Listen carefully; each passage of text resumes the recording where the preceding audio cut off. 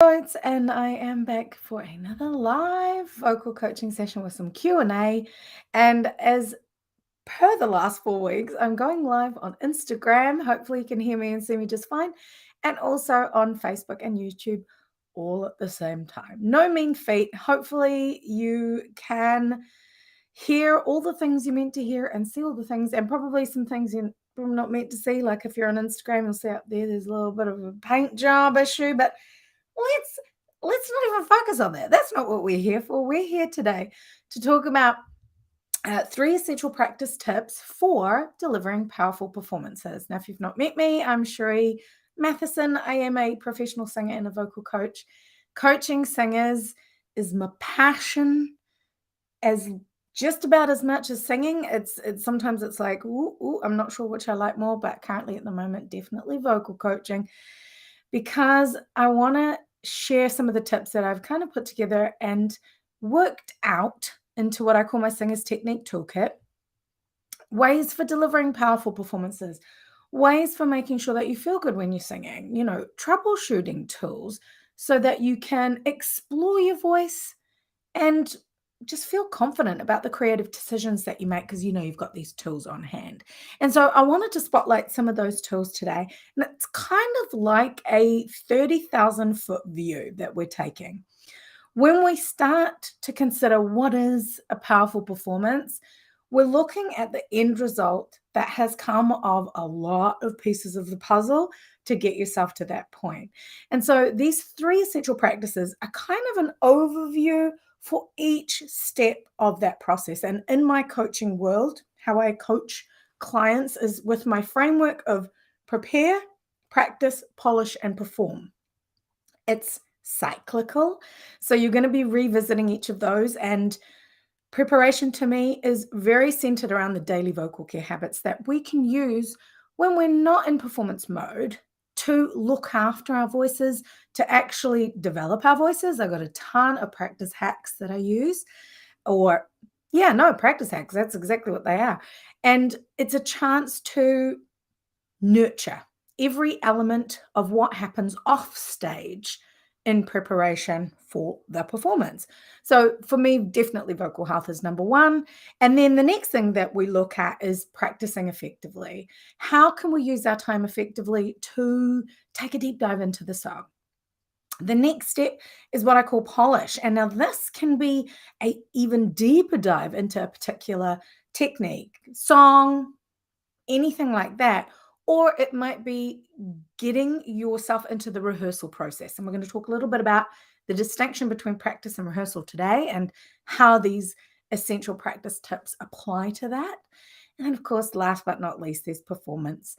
And then it just goes on and on and on and cycles through, which is really cool. But within those 4 pillars of creating powerful performances, there is a lot. Even just in what I said then, the different elements of those pillars, you need kind of like an overall approach. And this is what I'm going to share with you today. So the number 1 thing that I like to focus on to deliver powerful performances is just what I said. I'll try to focus on one thing at a time. Now, in the context of those 4 pillars, what that might be is when I'm not performing in a preparation phase, kind of like I am now, my main focus will be my daily vocal care habits. So that is like a overarching umbrella for sleep, hydration, nutrition, and then agility, both of my body and of my voice. And that can be done really, really easily with some sirens, some singer stretches, and that's literally it. So I might ramp that up when I'm in kind of closer to gig mode, but that's literally it. That's all I have to think about. And sometimes those daily vocal care habits are informed by my practices, depending on what I'm working on. So then the next phase, when I'm focusing on one thing at a time, it's literally like, let me give you an example with sleep. How many hours of sleep do I need to get each night to feel good and to nurture my voice? And so then I have a Fitbit, which I track my sleep and all sorts of other things on. And I will just focus, often for 1 week, at getting or reviewing my sleep hygiene or my bedtime routine. So I'll just review that whole process, but I will just focus on that. I'm still doing all my other daily vocal habits, but I'm kind of checking in and reviewing. So that's an example of how focusing on one thing as a practice tip in your preparation phase can really be helpful. And I know it's obvious sometimes to even hear myself say this, but I really feel it bears repeating. So when you're in practice, it becomes even more helpful because there are literally 13 vocal structures that move when we make sound. So if you're trying to practice something like a song, when you're singing through it, you're not only thinking about what muscles are working or what sounds are coming out from a pitch, melody, phrasing, so creative stylistic perspective, the function, and then also the form, if you will, like as in the creative form that you want the song to take. There's a lot, like a lot. And so when I'm workshopping songs with singers in a practice phase, we will isolate it down to usually what they're finding challenging first and foremost, so that we can get a quick win, because everybody wants to get a quick win and we want to troubleshoot. So say we're working on a song and there's a particular note that they're finding challenging. So what I'll do is I'll say, okay, well, let's look at the melody. We've already done a vocal range assessment, so I know the total scope of notes that the singer can sing. And we'll go, okay, well, this is not out of your range, so that's not the problem. It doesn't appear to be coming over some kind of vocal transition point, so that's not the problem. Let's delve even further. We'll look at the word. We'll have a look at the word and we'll say, okay, are there any, challenging consonants that are tripping us up? T's, R's, L's, all of that good stuff can sometimes make the flow of delivering the word or articulating the word a little bit shaky. And then last but not least, we'll have a look at the vowel. So we're literally isolating every element of or spotlighting and thinking, how can we make this better? So focusing on that one thing at a time. Then you take that information and you can build it into your practice. For example, one of my coaching clients, Joel, we will work through a particular phrase in the song, and we'll end up making that phrase into a vocalization, so a scale. So if the line of the song is, for example, do you know what's going on? And then I'll get them to do a semitone. Do you know what's going on? And then we'll go higher and higher and higher. And then I'll get them to bring it back down again. So we've just personalized our very own vocalization, or like a scale or a vocal pattern, like you might be running if you were singing standardized scales, like a major scale, but we'll personalize it to the exact spotlight or focus that we're trying to work on. And that's an example of just focusing on one thing and then letting that inform both your next practice session or some kind of technical element that you work on. So I find that quite fun and quite exciting because it's so customized to what you're working on. And I think you get the best gains when you're focusing on the one thing. So then, next step is the polish. Now, we talked about polish from the perspective of practicing a particular piece of a song, but the next step of polish could be going or taking your the private practice that you've done into a rehearsal. So, say if you're working with a band, and the focus then becomes what the other people are doing. So you've already done the practice, you know what you're doing, you've ironed out all the creases in your practice, and in the rehearsal phase your focus is on listening to in my opinion, listening to what the other musicians are doing, finding how you integrate with that, what you're doing, how you can collaborate creatively. But then of course you're focusing on the production, because that might be the first time that you've been in this environment where you're adding instrumentation. And so just focusing on one thing at a time in each of these phases helps. An example for, say, both a performance or a rehearsal process. for production, adding in just that focus, is that when we go to sound check, one person sound checks at a time so that the sound engineer has the opportunity to just tweak that particular sonic for that particular person and give them what they want. And then collaboratively, we all come together and we make the sound, the wall of sound. And so you can see how, again, it's a no-brainer. When I say it, it sounds or feels silly to tell you this, but it is such a helpful practice tip, is just focus on one thing. The cool thing about getting to a performance uh, part of your cyclical framework and being able to focus on just one thing is that you can be present. When you've focused on all the little elements of the million pieces of the puzzle, you get to the performance and you can just perform. And that's what you focus on. You focus on engaging with the audience, making that connection and having a really good time. Not, oh my goodness, what was my part again? Or, oh God, I really find this upcoming phrase really hard to sing, or add on all the other things that probably should have been worked through in your practice. So that's my first tip of the 3, is focus on one thing. So let's take it back to singing through the song. Focus on either the breathing, the pitch, the melody. Make sure you know the notes. I've got a list of things here in front of me. You know, voice qualities, how you want to tell the story. And I referenced these elements in the last couple of weeks and the lives that I've done. So you can go back and have a look at that. And I've linked them below for you. So we talked about, knowing your vocal range.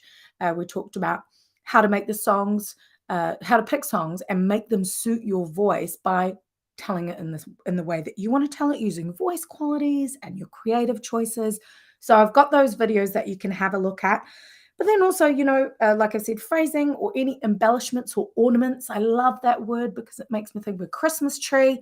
If the song is the bare tree, the ornaments are the decorations that you put onto it. Riffs, runs, fall-offs, drop-offs, inflections, all of that good stuff that you can add to your phrasing to really tell the story in your own way. So focus on one thing, because clearly, just in that last little rant that I did then, there's a gazillion things. The next thing is put it all together. Again, so obvious, but so important. When you are, say, for example, workshopping a song, you're focusing on breath completely as you sing through the song. Where am I going to breathe? How much breath do I need for this particular phrase? That's your first focus. Then you practice with that, the decisions that you've made. Then you go back and you look at the next thing. Okay, melody. How's the melody for me? How's the pitch, as in the key?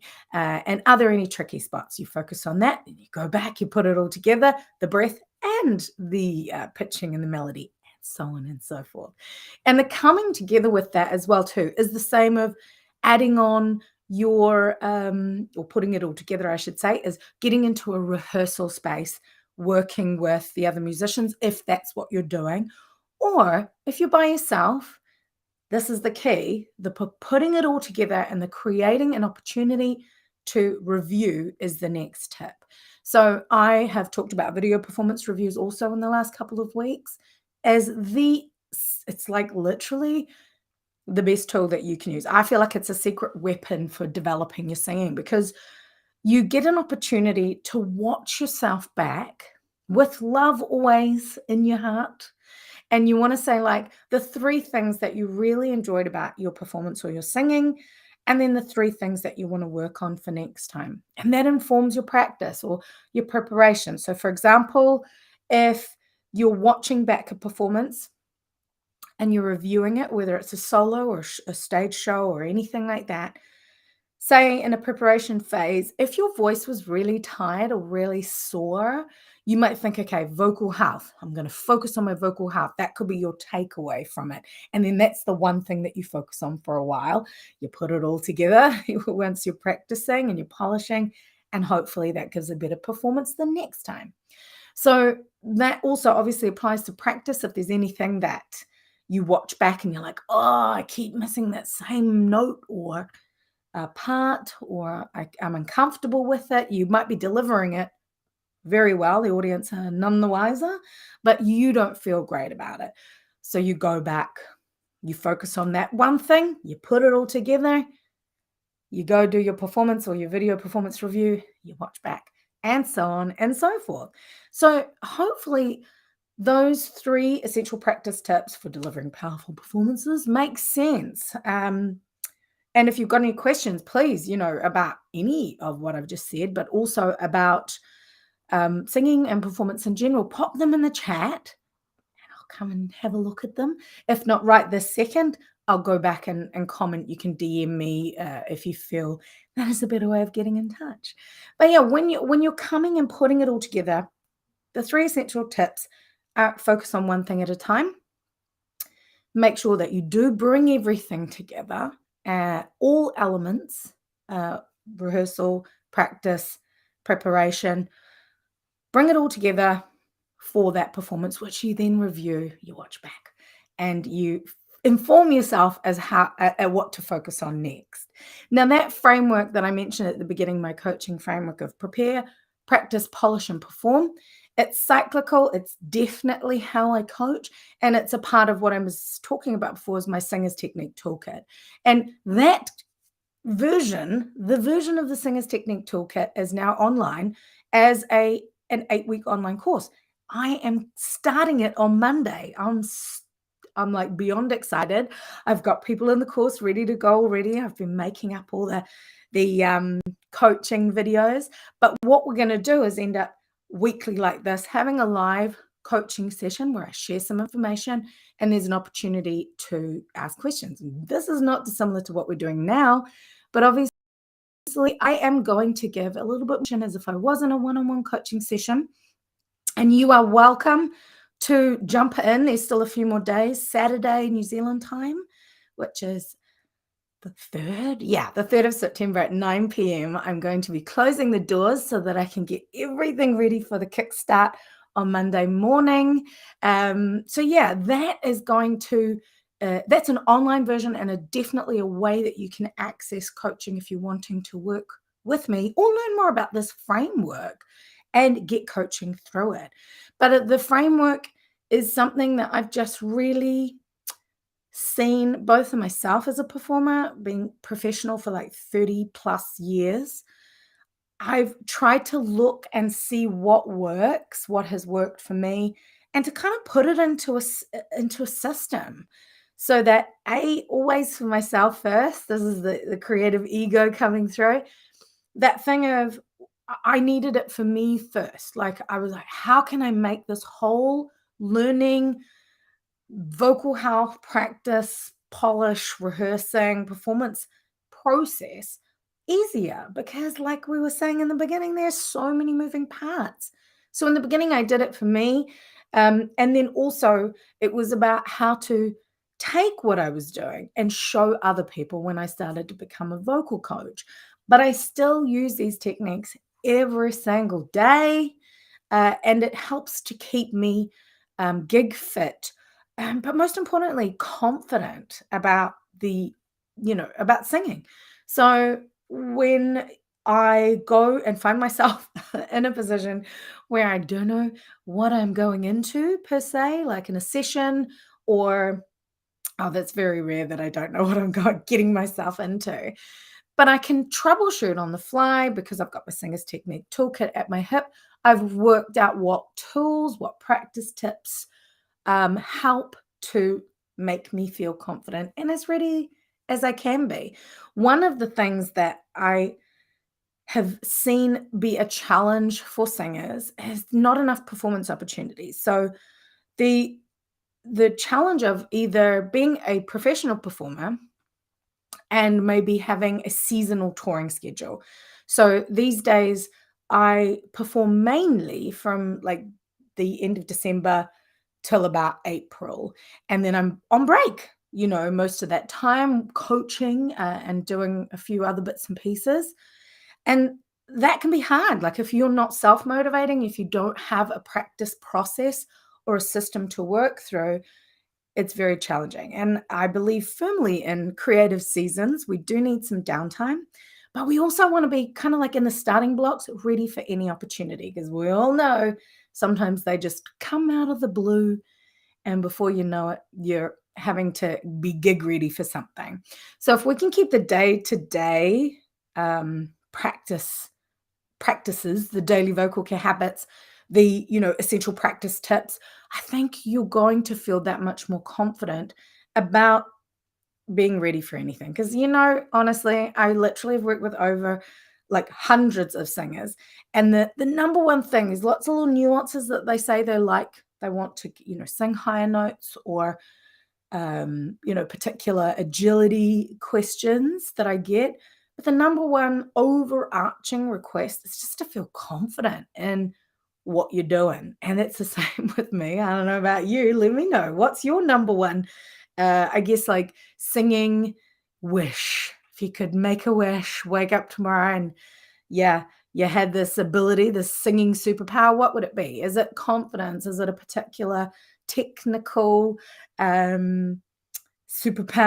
Like for the life of me, do not practice riffing and running enough. And so that's not my thing. If you want me to yell loudly, like a holler and a belt at you and sustain the note with no vibrato, I'm all over it because I've practiced doing that.